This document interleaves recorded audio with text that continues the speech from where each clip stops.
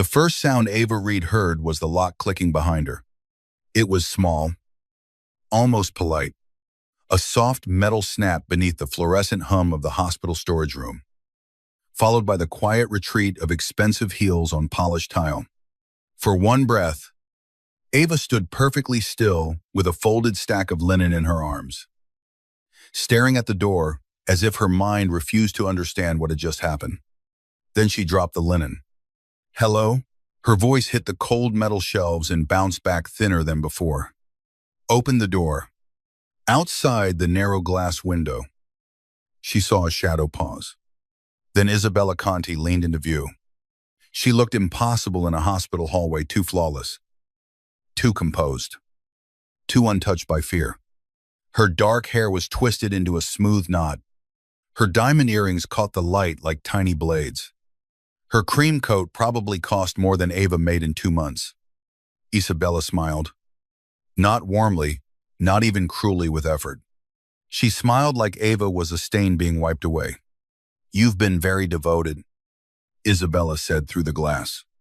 "But devotion becomes embarrassing when it forgets its place."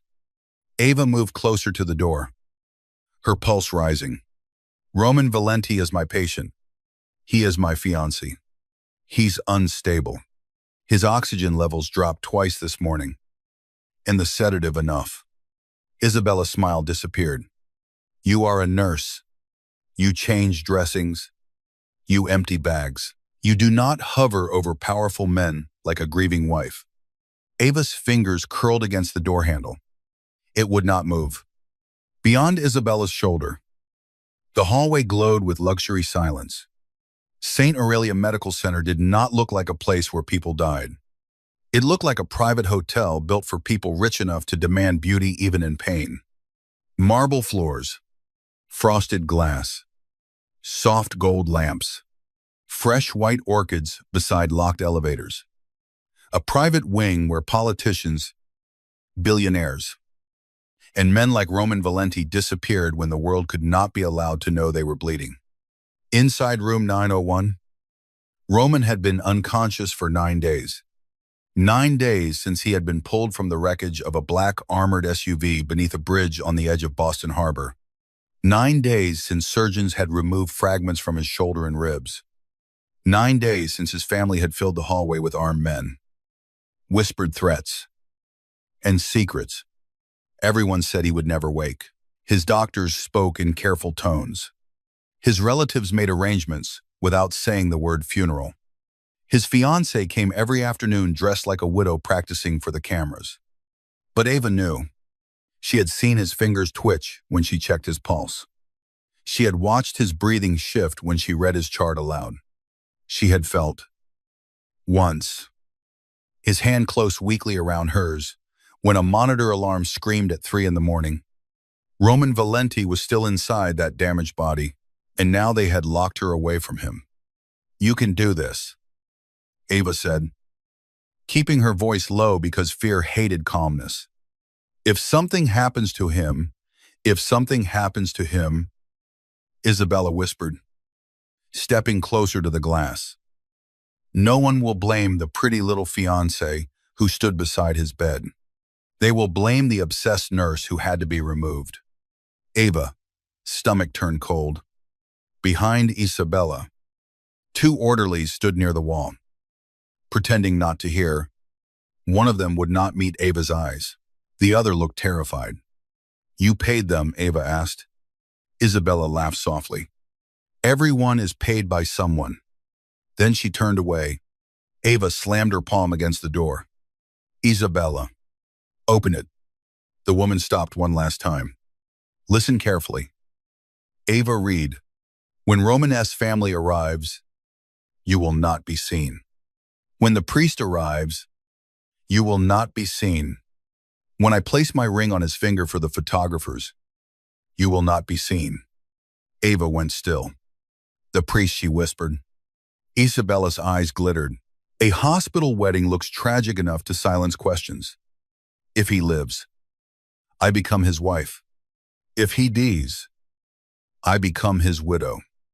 Either way, the Valenti Empire will need me." Ava's breath left her. You re-insane.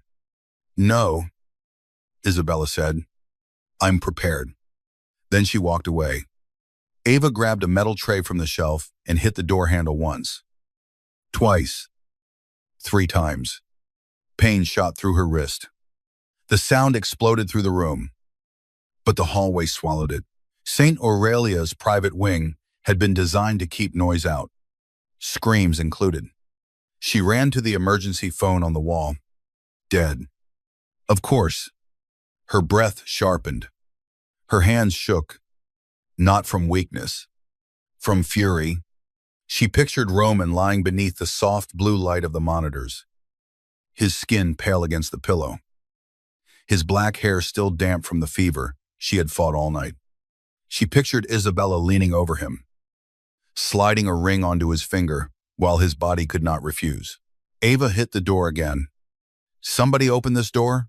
No one came. Then, faintly, through the wall, she heard a sound that made her blood stop. A monitor alarm. Not the steady beep she had memorized. A sharper tone. A crisis tone. Ava froze, listening. Footsteps rushed outside. Voices rose. Then a man shouted, "He's moving." Another voice, stunned and low, said, "Mr." Valenti. Ava pressed both hands to the glass. Across the hallway, through the narrow slice of open space, she could see the doorway of room 901. Men in black suits crowded around it. Isabella appeared again, no longer smiling. Inside the room, someone gasped. Then Ava heard it. A voice, rough, broken, barely alive, but powerful enough to silence every person on the floor. Ava. The hallway went quiet. Ava's lips parted. Roman Valenti had spoken her name. Not his fiancée S. Not his brother S. Not his mother S. Hers. Again. Lower this time. Sharper despite the weakness tearing through his throat. Bring me Ava. Ava slammed her palm against the glass. I'm here. Nobody moved. Roman S. voice came again. Colder now. Now, the door to the storage room opened so fast it struck the wall. Ava stumbled out, blinking into the bright hallway. Isabella stood a few feet away, her face pale beneath perfect makeup. Around her, Roman's bodyguards stared at Ava like she had become a loaded weapon. Ava did not look at any of them.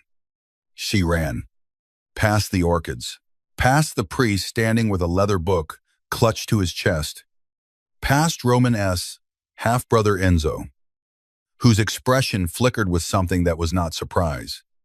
She entered room 901 and stopped at the foot of the bed. Roman Valenti was awake. His eyes were dark, fevered, and terrifyingly focused.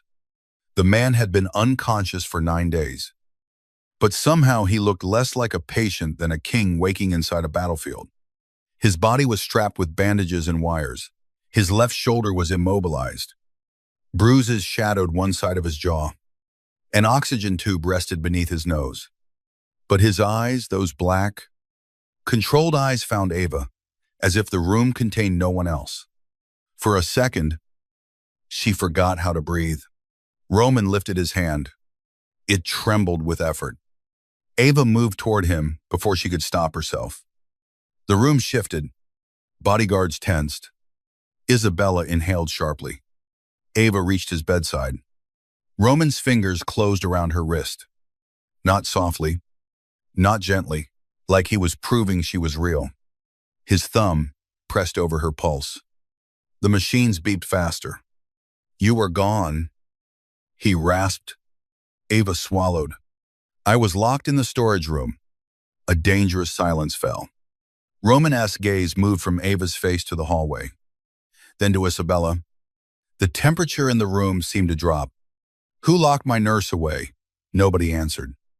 Roman's eyes returned to Ava, and for one impossible moment, the violence in him softened into something more frightening than tenderness.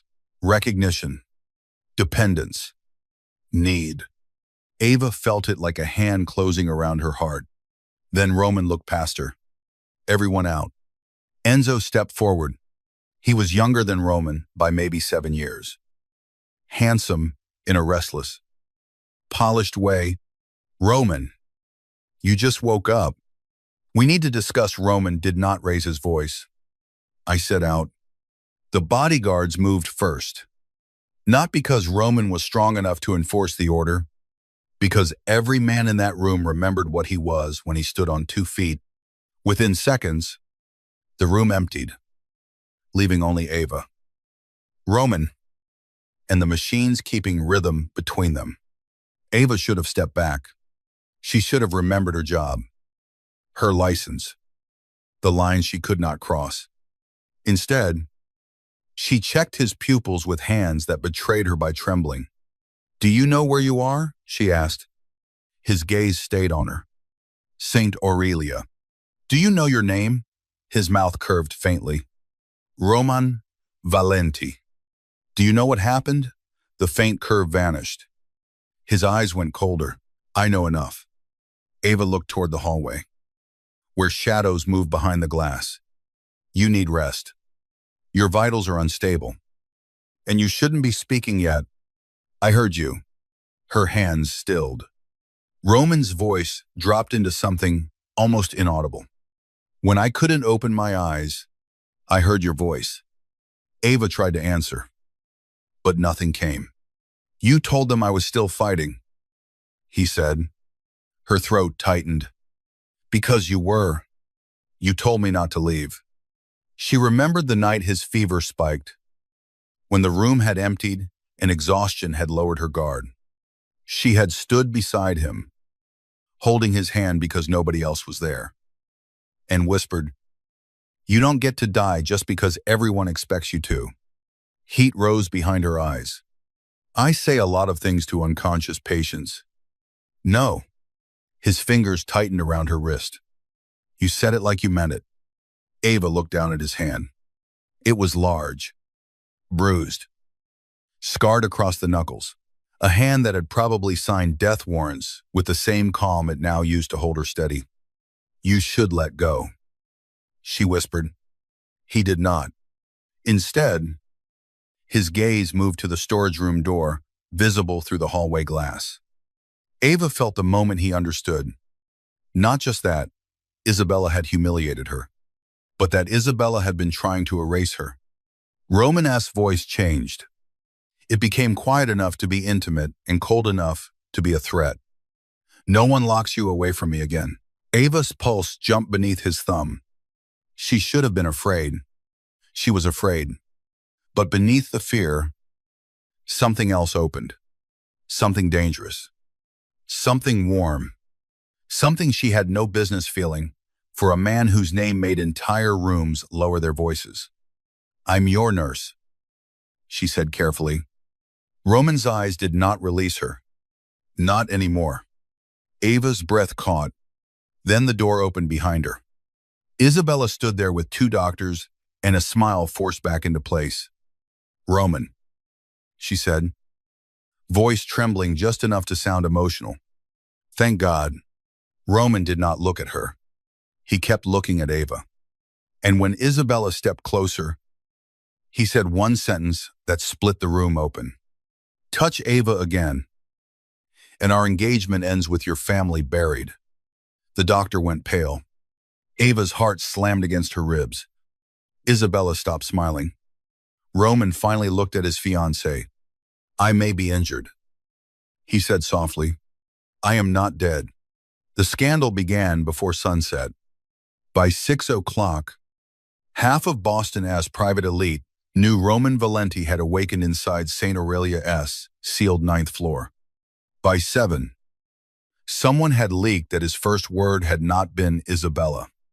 By 8, grainy security footage of Roman's bodyguards dragging a hospital administrator into an elevator had spread through encrypted channels Ava never knew existed.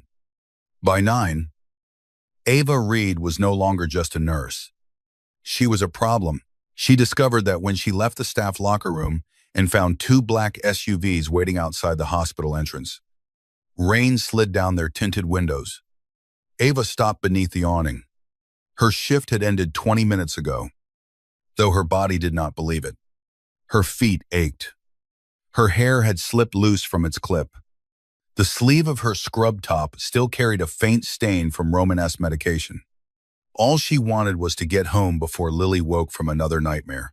But one of Romanesque's men stepped away from the first SUV. He was broad, silent, and built like a locked door. "Miss Reed." Ava gripped the strap of her bag. "No." The man blinked. "I haven't said anything. You don't have to." "The answer is no." Mr. Valenti requested Mr. Valenti can request a pudding cup and a pillow adjustment. He cannot request me into a car. The man's mouth twitched like he wanted to smile, but remembered his profession. "He said you would say that?" "Good. Then he can enjoy being right." Ava stepped around him. The rear door of the SUV opened. Roman sat inside. He should not have been there. He should not have been upright. He should not have been out of bed 9 days after nearly dying. But Roman Valenti sat in the dark interior of the vehicle, wearing a black coat over hospital bandages. His face pale, his eyes steady, and an IV port still taped to his hand. Ava froze in the rain. "What are you doing?" she whispered. "Leaving? You are absolutely not leaving." "I already left. You have internal injuries. I have enemies with better access to that hospital than my doctors." Ava moved closer despite herself, then increased security. "Transfer facilities. You can just walk out." Romanesque's gaze dropped briefly to the rain, darkening her scrubs, then back to her face. "You were locked in a storage room 20 feet from my bed. That was Isabella. That was access." Ava hated that he was right. Roman leaned slightly forward, and the movement cost him. She saw it in the faint tightening around his mouth. The brief flicker of pain he crushed before anyone else could notice. "You need medical supervision," she said. "I have a doctor waiting." "Then why are you here?" The rain filled the silence between them. Romanesque's eyes did not blink. "Because Isabella knows your name now." Ava's stomach tightened. "She already knew my name." "No," Roman said. "Now she knows I said it." Ava looked away toward the street, where headlights smeared across wet pavement, somewhere beyond the city. A 5-year-old girl slept in a small apartment under a nightlight shaped like a moon. Lily did not know anything about mafia families, hospital scandals, or men who woke from comas asking for women they should not need. Ava had worked hard to keep her world small, quiet, safe. Roman Valenti had just cracked it open. "I'm going home," she said. Romanesque's gaze sharpened. "Who is there?" Ava went still. "Excuse me. You looked afraid when I mentioned Isabella." "Not for yourself." Ava hated him then. Not because he was cruel, but because he was observant in a way that felt like being touched. "That's none of your business. Everything that puts you in danger is my business tonight." "No." Ava stepped back. "You don't get to wake up, threaten your fiancé, walk out of a hospital against medical advice, and decide I belong under your protection." Roman watched her in silence. Then he said, "I decide many things people dislike, and I'm sure that works very well on people who fear you." "You don't?" Ava looked directly at him. "I'm terrified of you." Something moved in his eyes. Not offense. Interest. "But I'm more terrified of becoming one of those women who gets swallowed by a powerful man and calls it safety." Romanesque's expression did not change, but the air inside the SUV seemed to tighten. Ava expected anger. Instead, he said quietly, "Good." She blinked. Romanesque held hers. "Stay afraid enough to tell me no. It may keep you alive." Before she could answer, his phone rang. The man beside the SUV answered it, listened, and went rigid. Roman's sighs moved to him. What? The bodyguard lowered the phone slowly. Her apartment building has a visitor. Ava's blood went cold. Roman looked back at her. You said no to the car. He said, say it again after I tell you the visitor is Isabella's man. Ava did not remember getting into the SUV. She remembered rain on leather, Roman's hand gripping the edge of the seat when pain hit him too hard. The city turning into streaks of silver and red through tinted glass. Her own voice giving her address before pride could stop her. She remembered calling Mrs. Alvarez, the elderly neighbor who watched Lily during night shifts, and trying to sound calm. No answer. She called again. Nothing. By the time the SUVs turned onto her street in South Boston, Ava had stopped breathing normally. Her apartment building was old brick, with a broken front step and a flickering hallway light that her landlord promised to fix every month. It looked painfully ordinary between the black vehicles sliding to the curb. Roman's men moved first. Ava reached for the door, but Roman caught her wrist. The contact was immediate, electric, familiar in a way it should not have been. Wait, he said. My niece is inside. His eyes darkened. Niece? Ava's chest tightened. She's 5. Roman's hand released her slowly. For the first time since waking, something like genuine shock crossed his face. Almost too fast to see, Ava did not have time to understand it. She pushed out of the SUV and ran. One of Roman's men cursed and followed. The building door stood open. Ava took the stairs 2 at a time. On the second-floor landing, Mrs. Alvarez stood shaking in a robe, clutching a rosary. Her cheek was red. Ava's heart broke before the woman spoke. They took her. Mrs. Alvarez whispered, Ava, I'm sorry. He said he was from the hospital. He said you had an accident. The hallway tilted. Ava grabbed the wall. No. Roman appeared behind her, moving too fast for a man who should have been in bed. 2 bodyguards flanked him, but he barely seemed to notice them. Ava turned on him. You said Isabella's man was here. Roman's jaw tightened.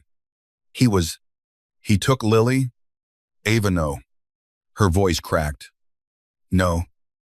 Don't say my name like that. You brought this to my door. Roman went very still. The accusation struck the room harder than shouting. Rainwater dripped from his black coat onto the hallway floor. His face was pale with pain, but his eyes did not look away from hers. You rewrite, he said. Ava's anger faltered because she had expected denial. Roman stepped closer. I brought danger to your door by saying your name in front of wolves. Ava S. Eyes burned. She's a child. I'll bring her back. You don't even know her. Roman's expression changed. Not much. Just enough. Ava saw it and went cold. What she whispered? Roman looked toward his men. Clear the apartment. Roman. He closed his eyes briefly. And when he opened them, something old and heavy waited there. There are things I could not tell you in the hospital. Ava's stomach turned. What does Lily have to do with you? Roman's silence was answer enough to make fear bloom into something sharper. Ava stepped back. No, she is not my daughter. Roman said immediately. Ava's breath shook. She is the daughter of Daniel Reed. Ava froze.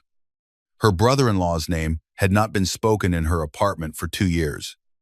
Daniel Reed, who died in a warehouse fire 3 days after Ava's sister. Daniel Reed, whom police described as a small-time accountant unlucky enough to work for dangerous people. Daniel Reed, whose daughter Ava had taken in because there was no one else left. Roman's voice lowered. Daniel worked for me. The hallway disappeared. Ava heard only the rain and her own pulse. You knew my family. I knew your brother-in-law. You knew Lily existed. Roman's jaw flexed. Yes. Ava stared at him as if he had become a stranger all over again.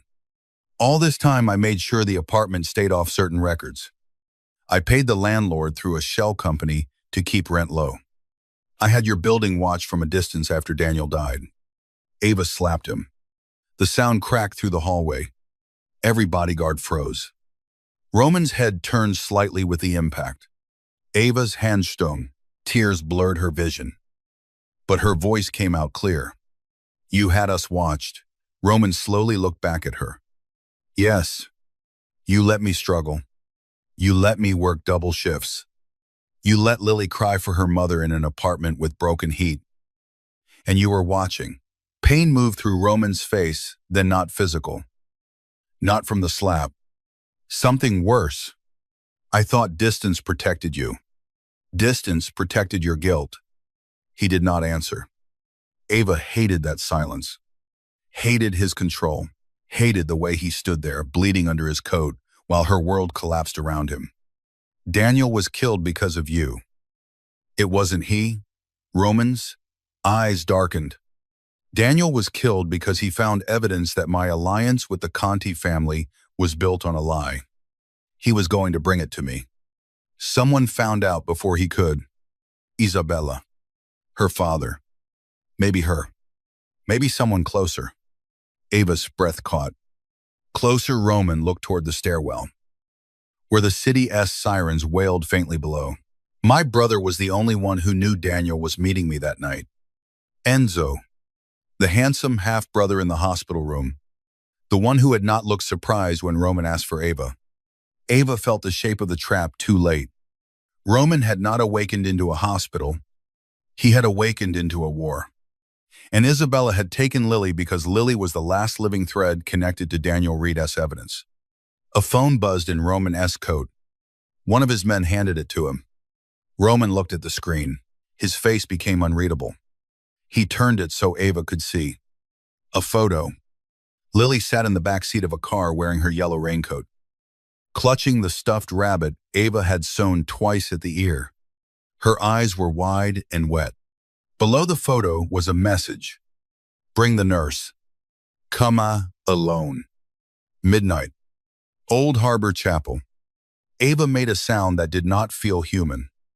Roman's hand closed around the phone until the screen cracked. For a moment. The hallway seemed too small for him. Then he looked at Ava. Every trace of weakness was gone. I will burn Boston down before I let them keep her. Ava wanted to believe him. God help her. She did. But trust had become a luxury. You're re-injured. She said, yes. You may collapse before midnight. Then keep me standing. Ava stared at him. Roman stepped closer, stopping just short of touching her. Come with me because Lily needs you. Hate me after. Her heart twisted. You were asking me to trust the man who hid the truth about my family. No. His eyes held hers. I am asking you to use me.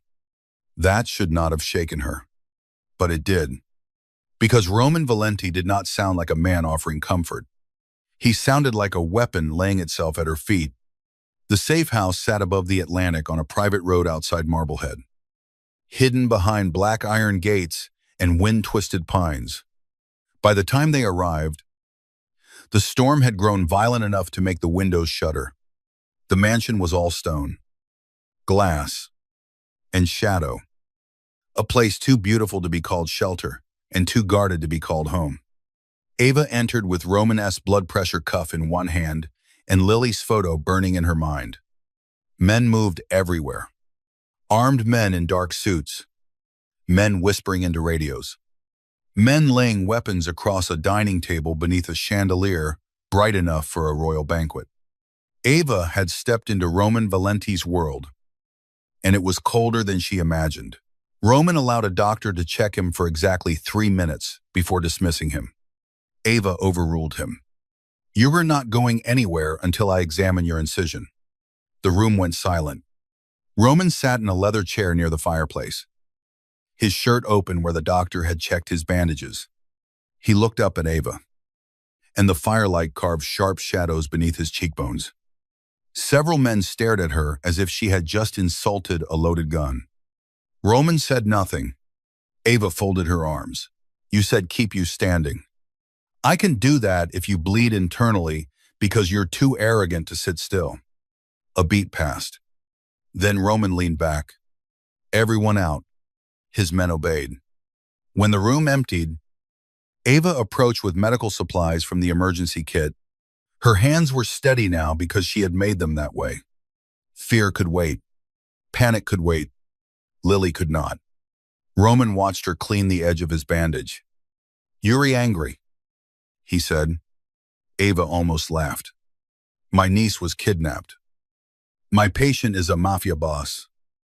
My dead brother-in-law worked for you.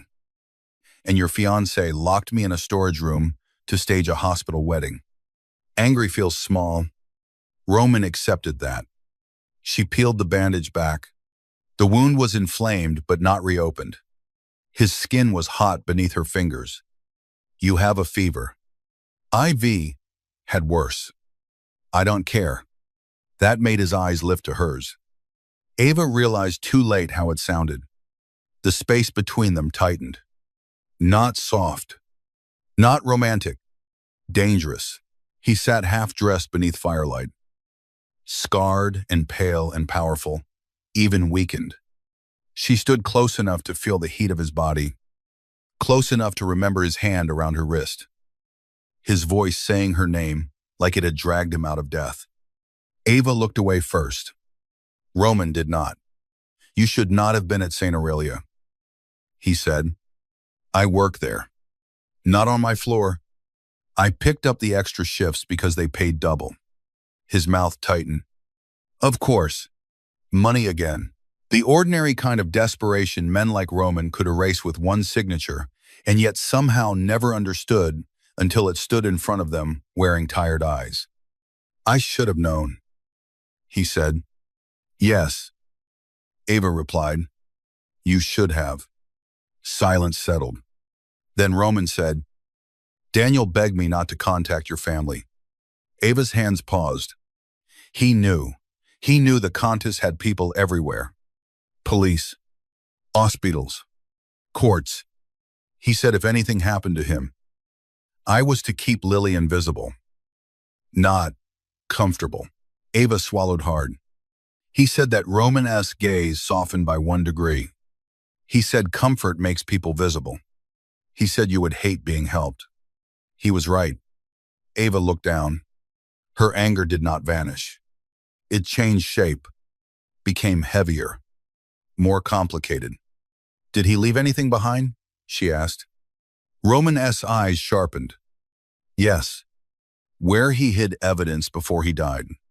I never found it. Then why would they take Lily? Because they think you know where it is. Dawn. They may not believe that. The fire snapped. Ava's breath trembled. Roman reached toward her, then stopped himself before his fingers touched her hand. The restraint hurt more than contact would have. I will get her back, he said. Ava looked at him. For the first time, she saw not just power, but fear buried beneath it. Not fear of death, not fear of losing territory, fear of failing a child he had already failed once. You cared about Daniel, she said quietly. Roman-esque jaw tightened. He was loyal. That's not what I asked. His eyes moved toward the storm-dark window. He was my friend before I became the kind of man who was no longer allowed to have them. Ava's throat tightened despite herself. Then the doors opened, and one of Roman-esque men entered. Boss. Roman-esque expression shut down. The man glanced at Ava, then back to Roman. Enzo is on the news. Ava followed Roman into the media room, where a wall-sized television showed a breaking local report. Footage played outside St. Aurelia. Reporters shouted beneath umbrellas. Then Enzo Valenti appeared at a podium, looking devastated and dignified in a black suit. A caption beneath him read, Valenti family denies kidnapping rumors. Questions. Nurse S. Relationship with crime boss. Ava's blood went cold. Enzo spoke smoothly. My brother is medically vulnerable. We are concerned that a nurse assigned to his care may have manipulated him during his unconscious state. Roman was removed from the hospital against medical advice. We ask for privacy and cooperation in returning him to proper medical care. Ava felt every eye in the room turn toward her. On screen, a blurry photo appeared. Ava entering Roman's SUV. The headline changed. Mystery nurse at center of Mafia hospital scandal. Ava stepped back. No. Roman's face remained still, but the air around him turned lethal. Enzo had not just moved against Roman, he had exposed Ava, made her look like a manipulator, made every police officer, reporter, and rival criminal in the city search for her face. Then Isabella appeared beside Enzo.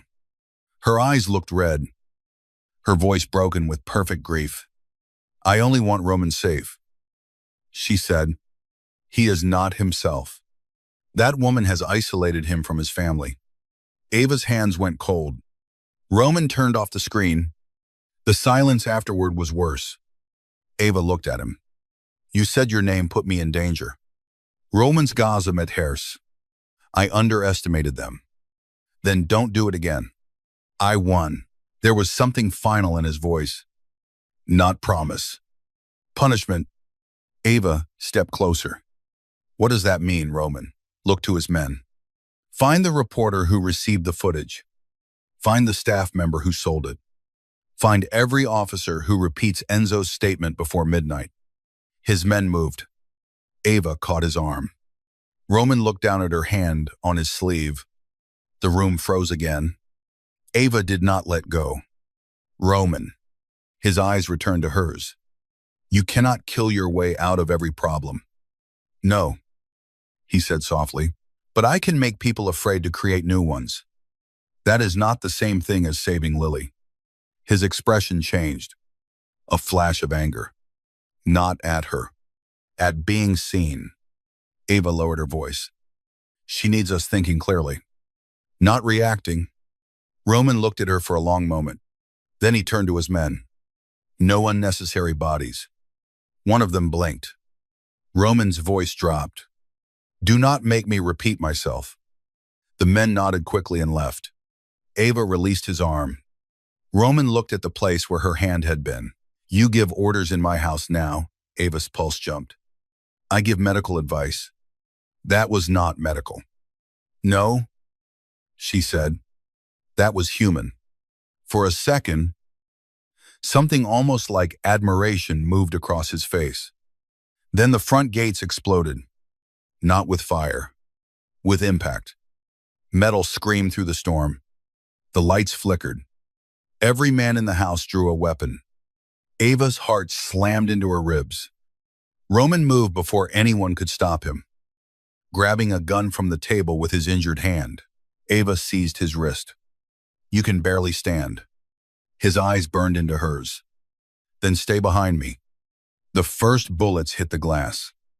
Ava ducked as the window shattered inward. Rain and cold air bursting through the room. Roman pulled her down behind the marble bar, his body covering hers as fragments scattered across the floor. The sound was deafening. Gunfire, shouting, the deep roar of engines outside. Ava smelled rain, smoke, and Roman's skin fever hot, sharp with antiseptic and expensive cologne beneath the blood and storm.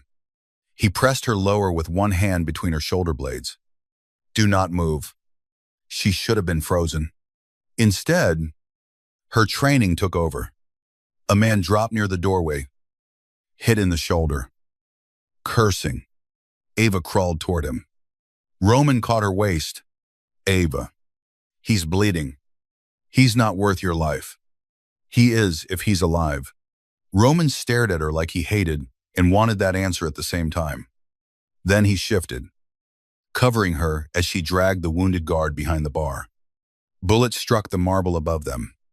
Roman fired twice without looking panicked, without wasting movement. Every inch of him controlled fury. Ava pressed gauze to the guard's shoulder. The man looked at her in shock. Nobody in Roman Valenti's world expected mercy during gunfire. Roman did. That was the disturbing part.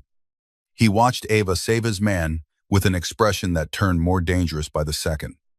Not because he disapproved, because every act of compassion made him more attached. The attack ended in 7 minutes. It felt like an hour. When silence finally returned, the mansion looked wounded. Glass glittered across the floor. Rain blew through torn curtains. 3 SUVs burned near the gate. Roman stood amid the wreckage. One hand pressed to his side. His gun lowered. Ava rose slowly. His shirt was dark near the bandage. "You're bleeding." Roman glanced down. Annoyed, as if his body had inconvenienced him, Ava rushed to him. "Sit down." He swayed, just slightly, enough to terrify her. "Roman," his eyes found hers. For one stripped-down second, the Mafia boss vanished, and only the injured man remained. Pale, fevered, held upright by pride and rage. Then his knees buckled. Ava caught him badly, both of them sinking to the floor among broken glass. Men rushed forward. Ava shouted instructions. "Pressure bandage. Now, bring the IV kit, and somebody close those curtains before he goes into shock." No one moved fast enough. She looked up with tears in her eyes and fury in her voice. Now, they moved. Roman watched her through half-lowered eyes. "Bossy," he murmured. "Don't you dare flirt while bleeding." His mouth curved faintly. "I was obeying." Ava pressed gauze to his side, her hands shaking now that the bullets had stopped. Roman lifted his hand toward her face. He stopped an inch from her cheek. That restraint again, that terrible, almost, touch. Ava looked at his hand, then at his eyes. Outside, thunder rolled over the ocean.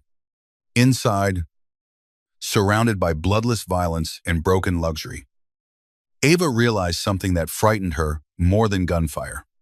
She wanted him to touch her. Roman saw the realization. His eyes darkened. But he lowered his hand. "Not like this," he said. Ava's breath caught. "Like what?" His gaze moved over her face with controlled hunger. "Like you have nowhere else to run." Before she could answer, his phone buzzed again. Ava picked it up from the floor. Another message. A video this time. Lily sat in an old church pew, crying quietly. Beside her, a woman's hand stroked her hair. Isabella's voice came through the speaker. "Midnight is still midnight. Roman, bring Ava. No army. No tricks. And tell the nurse to bring what Daniel died hiding." The video ended. Ava's heart shattered in silence. Roman's expression became something carved from stone. He reached for the phone. Ava pulled it back. "No." His eyes lifted. Ava stood, shaking but steady. "They want me. Then I go." Roman's voice turned deadly soft. "Absolutely not. You just said they think I know where the evidence is. Maybe I can make them believe I'm useful long enough to get Lily close. They will hurt you. They already hurt her." Roman stood too fast and nearly collapsed again. Ava caught his arm. His face was inches from hers. "No," he said. The word was not loud. It was worse.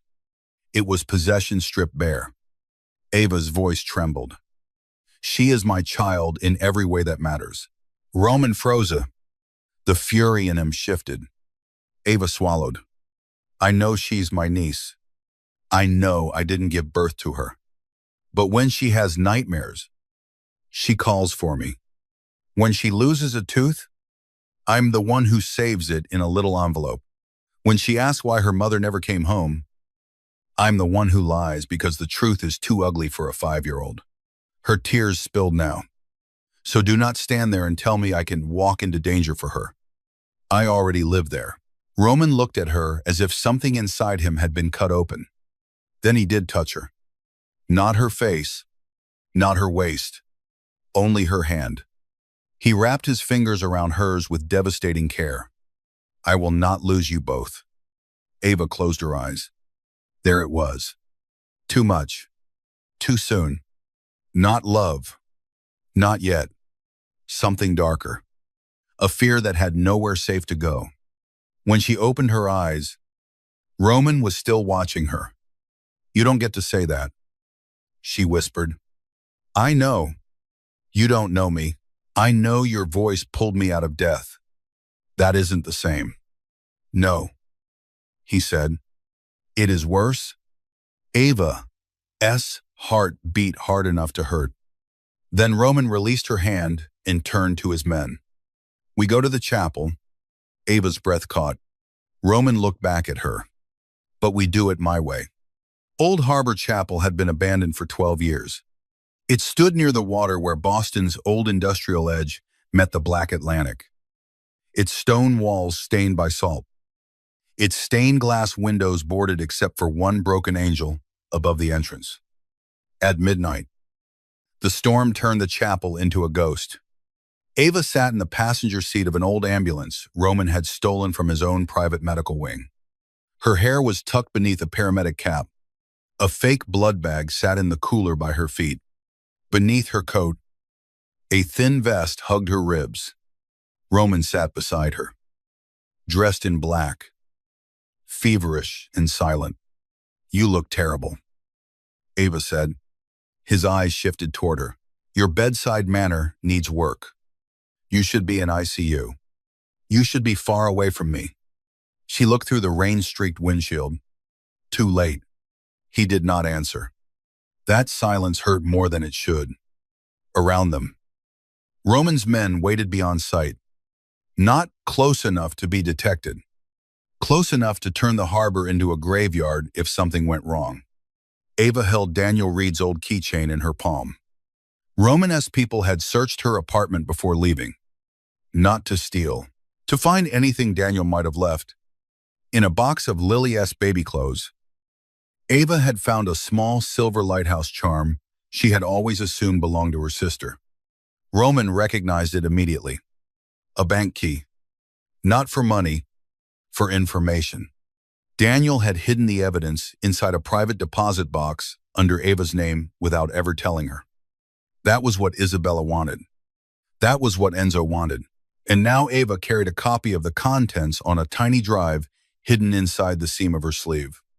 The real files had already been sent to 3 places Roman refused to name. You're sure Lily is inside? Ava asked. Roman looked toward the chapel. Yes. How? His mouth tightened. Because Isabella wants an audience. Ava glanced at him. What does she want from you? Roman's eyes remained on the chapel. My name? My empire. My silence. And if she can have them, then she wants witnesses when I break. Ava's chest tightened. Do you? He looked at her then. Break. She nodded. Rain moved down the glass between them. Roman's voice dropped. I did once. When? The night Daniel died. Ava went still. Roman looked back toward the chapel. He called me at 1:42. Said he had proof. Said Enzo had been meeting Conti men behind my back. I was 10 minutes away when the warehouse burned. His jaw tightened. I heard Lily crying on a voicemail in the background. Daniel had recorded it by accident before he left home. She was 2 years old.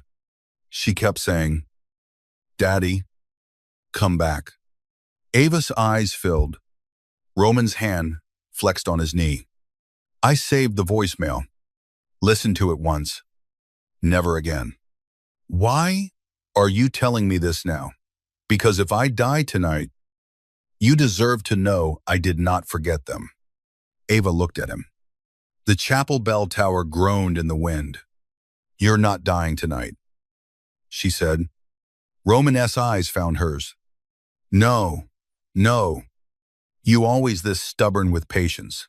Only the arrogant ones. A faint warmth touched his expression. Gone almost immediately. Then he reached into his coat and took out a small velvet pouch. Ava frowned. What is that? Insurance? He placed it in her hand. Inside was a ring. Not Isabella's engagement ring. This one was older.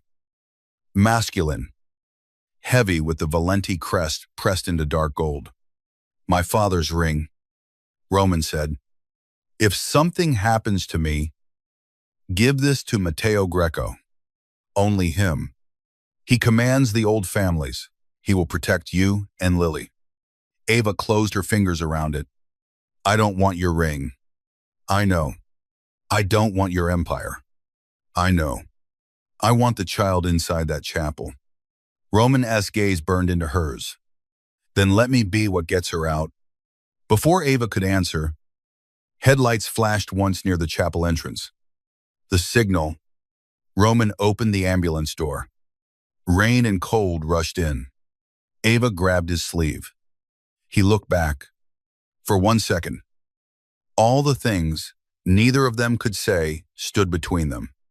Fear, anger, want, trust, fragile and unwilling. Ava let go. Don't make me save you twice tonight, she whispered. Roman's eyes darkened. Bring me back once more. Ava, read. And I may never let you go. Then he stepped into the storm. Inside, the chapel smelled of salt, mold, candle wax, and old prayers. Dozens of candles burned along the aisle, their light trembling over broken pews and cracked saints. Armed men stood beneath the shadows.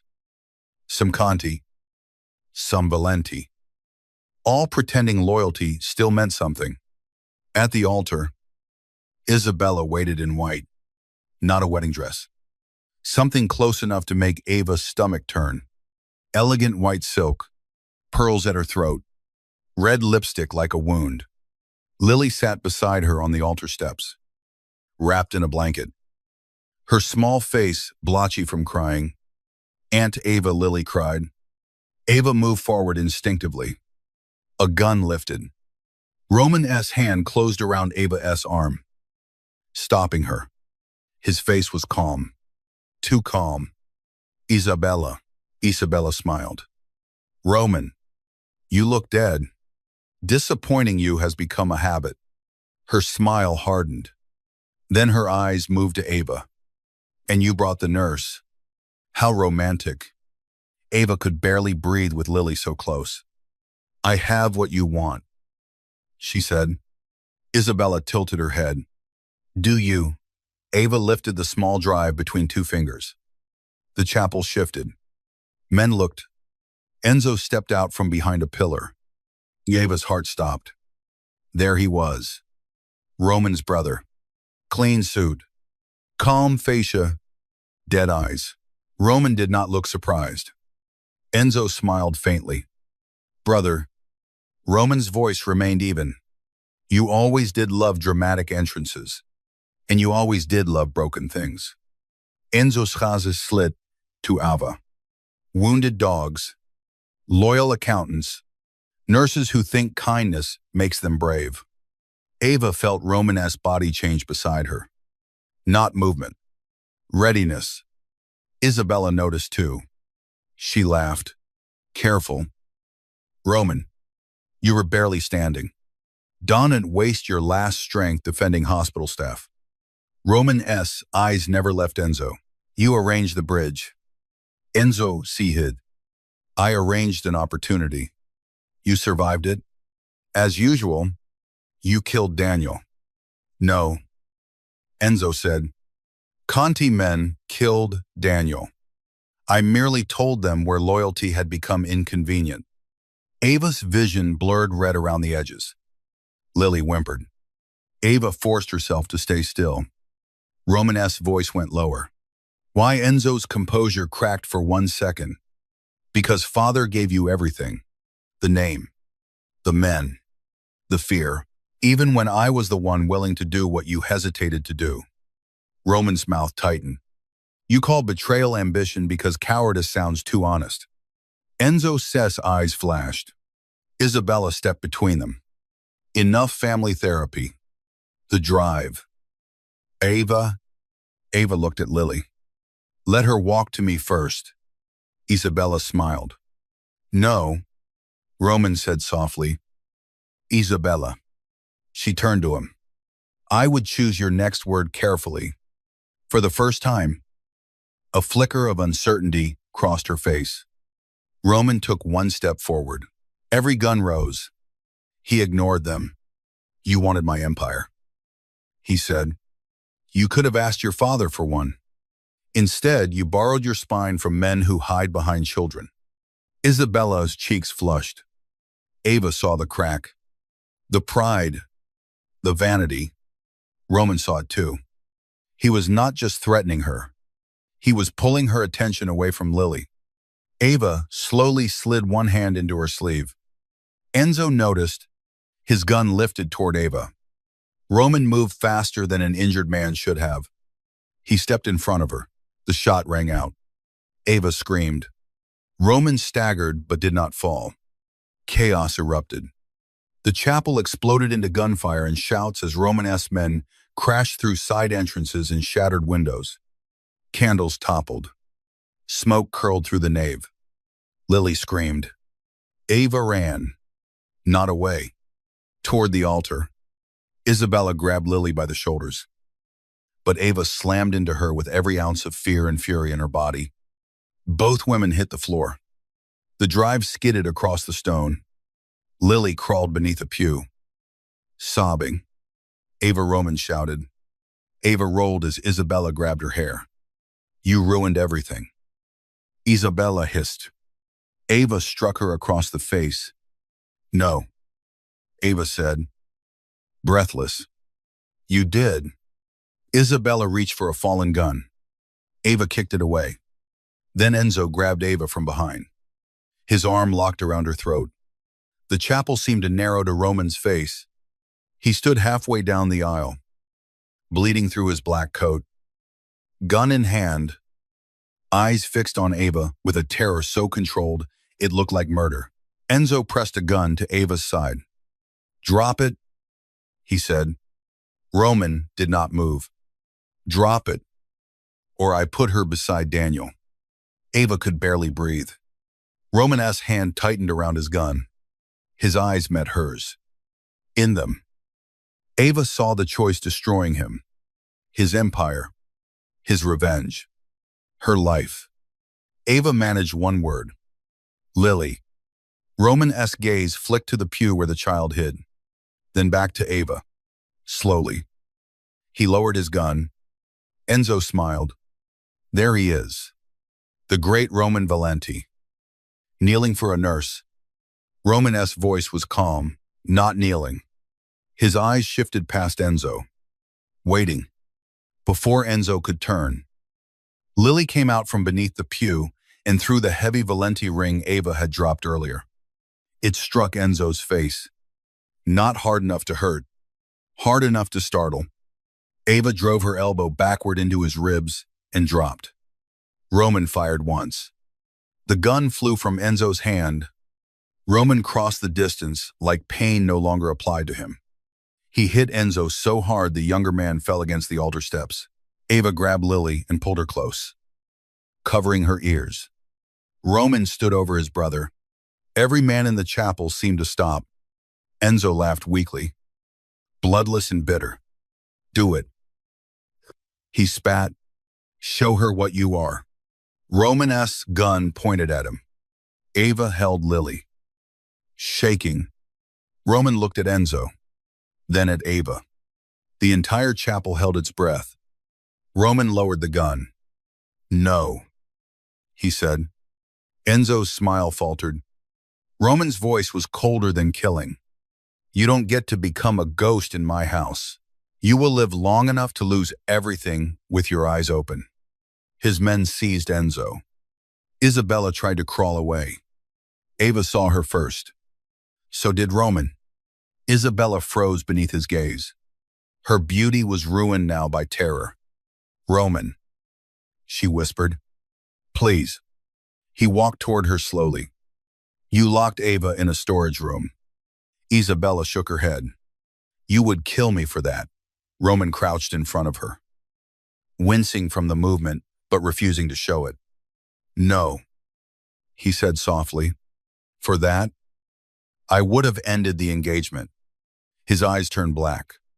You touched the child. Isabella began to cry. Roman looked to his men. Take her to her father. Relief flashed across her face. Then Roman added, alive, with the evidence. Let him see what his daughter cost him before the old family's vote. The relief vanished.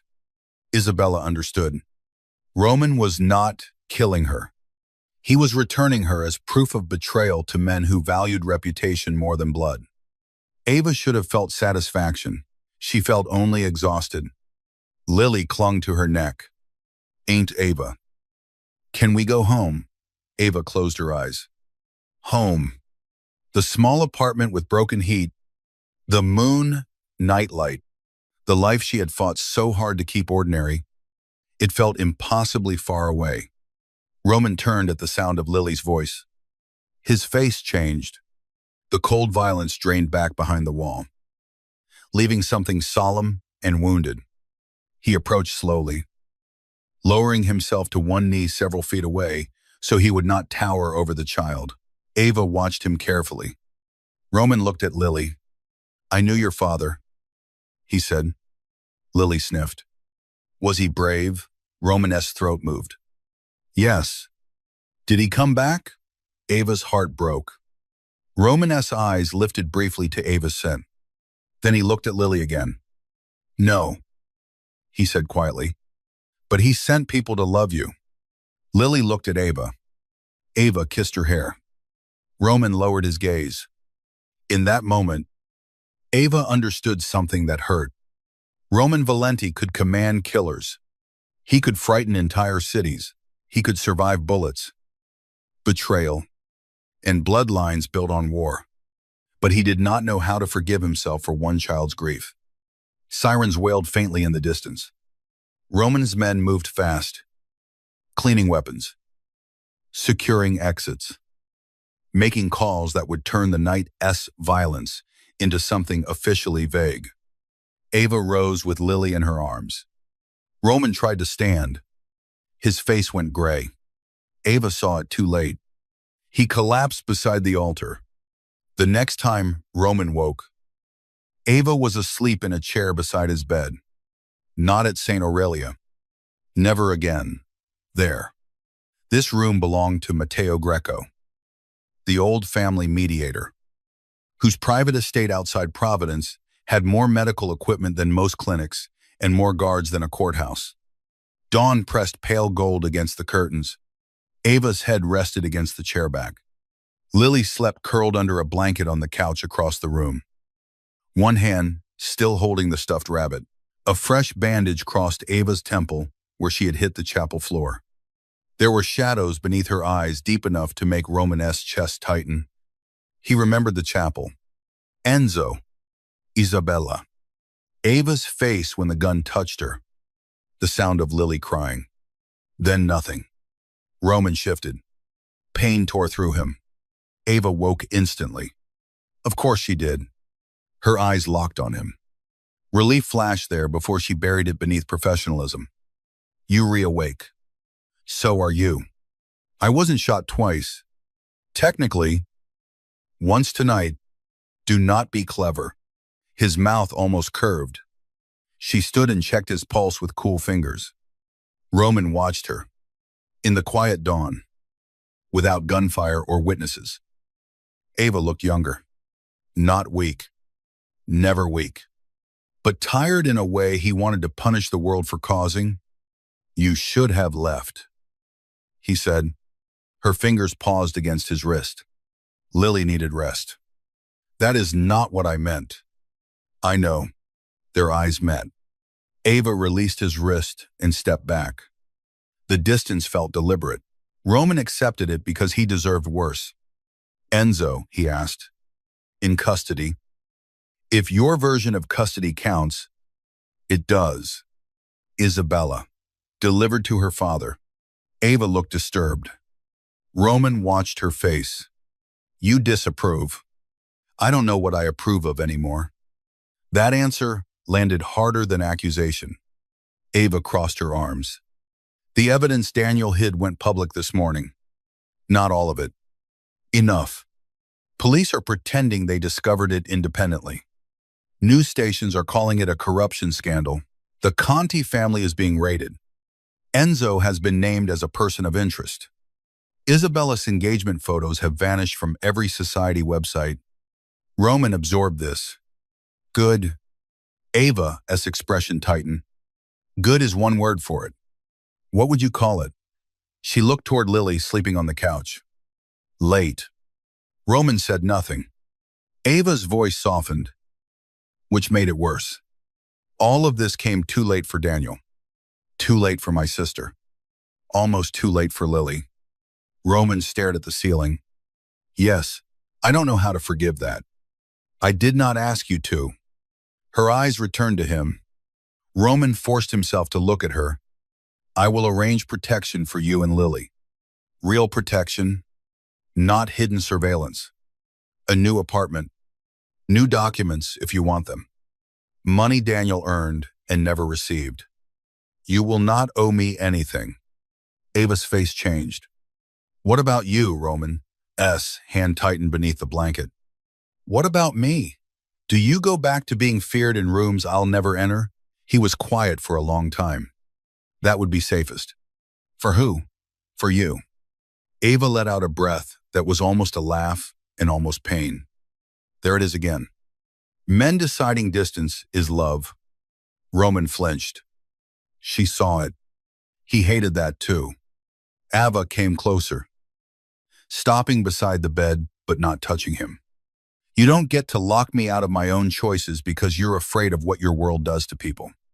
Roman's voice roughened. My world took your family. Your silence helped it. Yes, and your choices last night saved what was left. He looked at her. Ava's eyes shone but did not break. I can be angry and grateful at the same time. I can fear you and trust you at the same time. I can want distance and still. She stopped. The unfinished words entered the room like a storm. Roman's heart beat once. Hard. Still, what he asked. Ava looked away. Lily stirred on the couch. And the moment broke. Ava stepped back immediately. I need to make breakfast when she wakes up. There is a chef. She likes pancakes shaped like bears. I will buy a chef who can make bears. Despite everything. Ava almost smiled. Roman saw it. The smallness of it destroyed him. Then she gathered herself. I'm not staying here forever. I know. I'm not becoming your kept woman in some mansion behind gates. I know. And Lily is not growing up in a war. Roman held her gaze. No. Ava studied him. Can you promise that? The honest answer cost him. No. Her face fell slightly. Roman continued, but I can promise I will not lie to you again to make danger look smaller. Ava was quiet. Then she nodded once. It was not forgiveness, but it was not goodbye. 3 weeks passed before Ava returned to the hospital. Not St. Aurelia. She resigned from there with one email and no regret. She began working part-time at a small rehabilitation clinic near Cambridge. The kind of place where patients argued about parking and insurance instead of assassination attempts. Lily started kindergarten under Ava's last name. Not hidden. Not erased. Protected in ways Ava did not ask about unless she needed to. The apartment with broken heat was gone. Ava moved into a modest brick townhouse with blue shutters, a fenced backyard, and a bedroom Lily painted yellow. The deed was in a trust Daniel had apparently set up before his death. Funded by money Ava had refused until Roman's lawyer showed her proof that none of it came from Roman. Still, she knew his hand had guided it. Roman did not visit. Not at first. He sent no flowers, no jewelry, no dramatic declarations. only practical things. A new lock installed after Ava complained. The first one jammed. A children's therapist whose office had a golden retriever. A sealed envelope containing Daniel S. last letter, recovered from the deposit box. Delivered by Matteo Greco himself. Ava read it alone at the kitchen table after Lily fell asleep. Daniel apologized. He explained what little he could. He asked Ava to raise Lily away from his mistakes. He wrote that Roman Valenti was dangerous but not faithless. If the worst happened. Daniel wrote, "Trust Roman only if he tells you the truth when a lie would be kinder." Ava cried until morning. Roman came back into her life on a rainy Thursday. She found him sitting in a black SUV across from the clinic at 6 in the evening. Not hiding. Not approaching. Just waiting. Ava stood beneath the awning in her coat, watching rain bead on the windshield. After a minute, the rear door opened. Roman stepped out. He looked better and worse. Stronger physically. Paler emotionally. His black coat fell perfectly over a dark suit. The cane in his right hand was elegant. Probably custom-made. But he used it like he hated needing anything. Ava walked toward him. "You look like a man stalking a clinic. I was told sitting outside your workplace without speaking to you is less alarming than entering with armed men. Who told you that, Matteo? He's wise. He's irritating."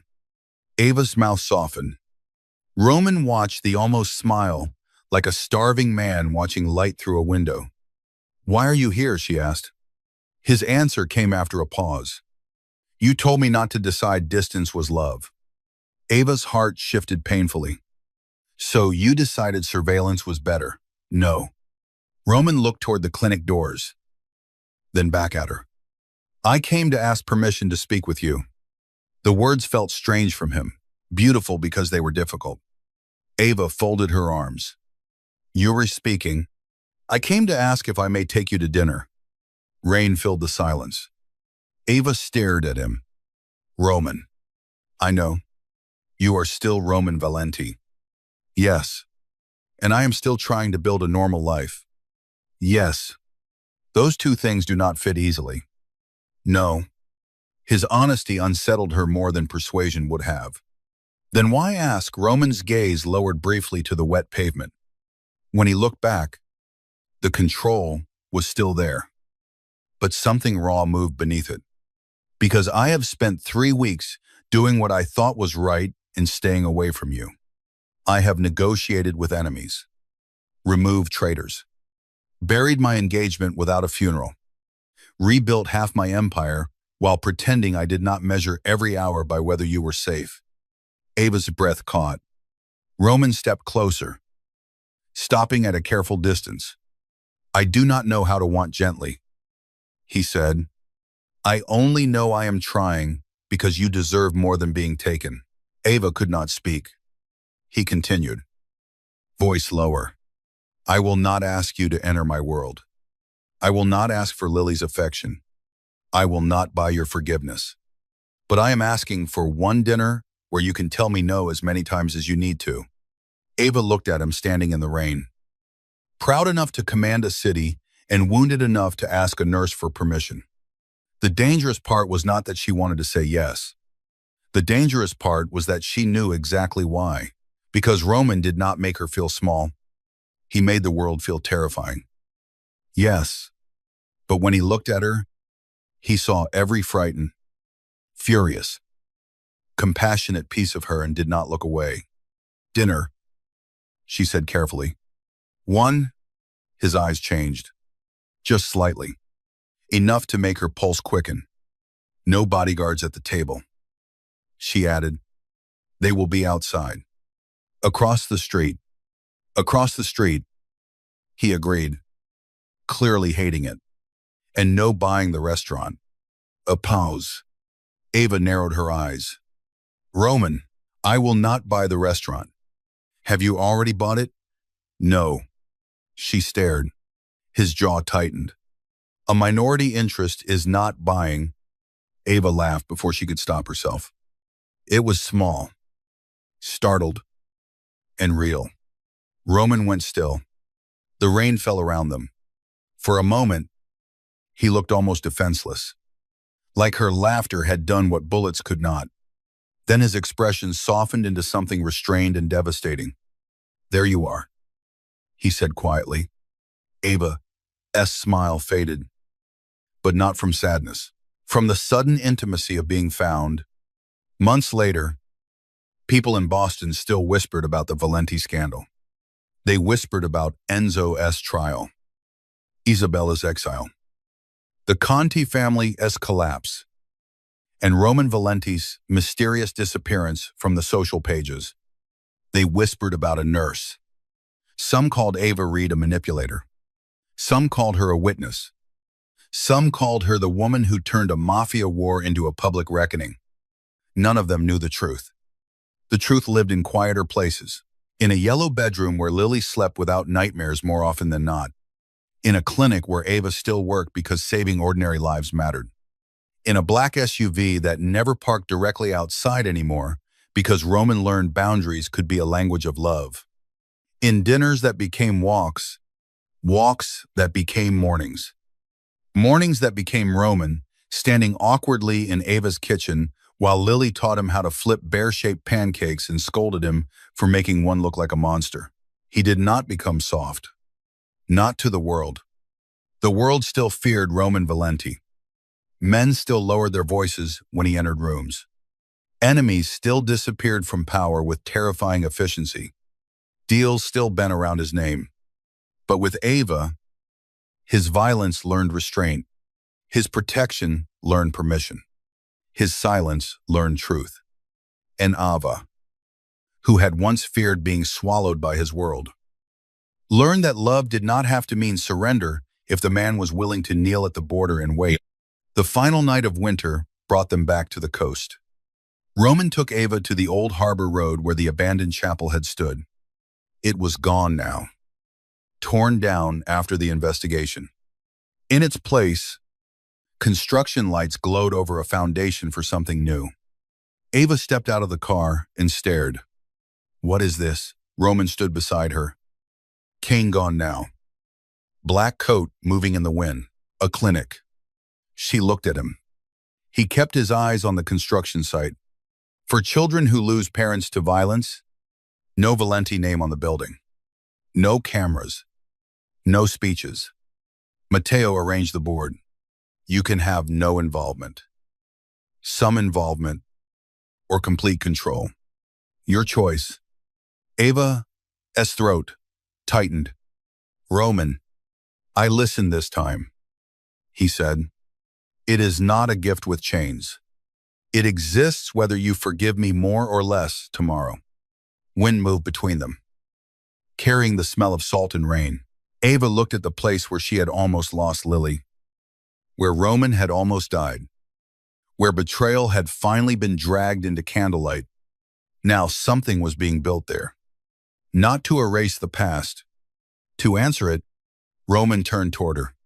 "There is one thing I did not arrange through Matteo." Ava's pulse changed. Roman reached into his coat, not with the dramatic confidence of a man claiming what he wanted, with the careful restraint of a man who had learned love was not ownership. He opened his hand. Inside lay his father's ring, the same heavy Valenti ring Lily had thrown in the chapel. Ava looked at it, then at him. Roman's voice was low. "This is not a proposal." Her heart pounded. "It feels like one." "No." His eyes held hers. "A proposal asks you to join my name. This asks whether I may keep choosing yours." Ava's eyes burned. Roman continued, "I have been feared, obeyed, betrayed, nearly buried by my own blood. None of it frightened me the way your locked door did." Ava remembered the storage room, the glass, the click of the lock, his voice waking from death. "Bring me Ava." Roman stepped closer. "I woke asking for you because some part of me already knew the truth. Not that you belonged to me. You never did." His voice roughened. "That I wanted to become someone worthy of being allowed near you. Ava looked down at the ring. Then she closed his hand around it. Roman S. expression flickered. Not rejection. Not yet. Ava stepped closer, rose onto her toes, and kissed him. For 1 second, he did not move. Then his control broke carefully, beautifully. He kissed her like a man restraining an empire inside his hands. One palm hovered near her waist before settling there only when she leaned into him. His other hand came to the back of her head, gentle and shaking. The wind wrapped around them. The construction lights glowed behind them like a city being rebuilt from ashes. When Ava pulled back, Roman rested his forehead against hers. "You did not take the ring," he whispered. Ava smiled through tears. "Ask me again when the clinic opens." His breath stopped. Ava touched his face. "And Roman, yes, no hospital weddings?" For the first time since she had known him, Roman Valenti laughed. Not loudly, not freely, but enough that the sound entered the cold night and stayed there. Ava looked past him to the rising walls, to the black water beyond, to the future she no longer believed had to be ordinary to be safe. Behind them, a car door opened. Lily's voice called through the wind. "Is he crying?" Roman closed his eyes. Ava laughed softly. "Maybe." Lily ran toward them in a yellow coat, her rabbit tucked under one arm. Roman turned just in time for her to crash into his legs. He steadied her with one hand, looking startled as always by affection that arrived without fear. Lily looked up at him. "Are we getting pancakes after this?" Roman looked at Ava. Ava raised an eyebrow. He looked back at Lily. "Yes, bear pancakes. Obviously, and not monster bears." Roman's mouth curved. "I will try to control my darkness." Lily nodded seriously. "Accepting this." Ava laughed again. And Roman watched her with the same stunned devotion he had tried for months to hide. Then Lily took Ava's hand with one small mitten and Roman with the other. Together, they walked away from the place where everything had almost ended. The ocean roared behind them. The clinic lights burned ahead. And Roman Valenti, the man who had awakened from darkness, asking for one nurse, followed Ava Reed into a future he no longer wanted to own, only to earn. One truthful day at a time.